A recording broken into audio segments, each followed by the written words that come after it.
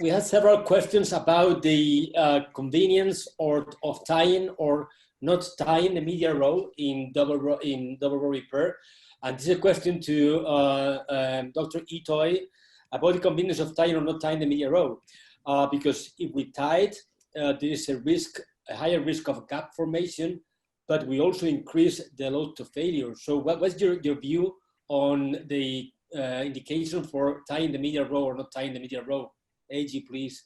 Well, I showed the biomechanical data of our studies, and I didn't tell you the clinical outcome, but in our small series of transosseous equivalent repair without tying the medial row, the retear rate of the type 1 was 4%, the detachment of the tendon from the greater tuberosity.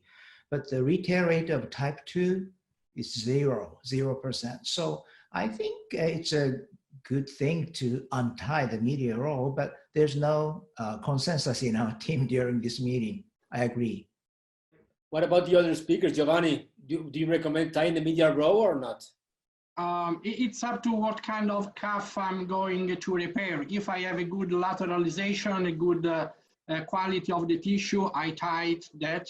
But if I feel that I cannot lateralize the quality of the tissue is not so good, I prefer not to tie it. So tension is important. Andreas? Absolutely. Yeah, since I had some medial row failure, I stopped tying the medial row. I cannot prove it. I have no studies, just experience.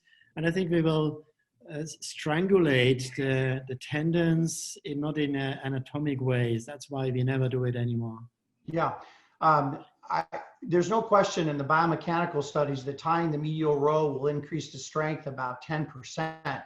And some people think that might improve the biology. But what we've seen clinically, Mongolia and Korea has reported and others, is exactly what Andreas Imhoff reported. And that is when they do fail, it's at the tendon muscle junction, which is a really tough repair to go back and try to reconstruct. With some of the new scaffolds, maybe not as difficult. So my feeling has been that it's not enough value to tie those in a typical rotator cuff repair. So I generally do not tie them, just like Andreas said, so that I can avoid that type 2 tear.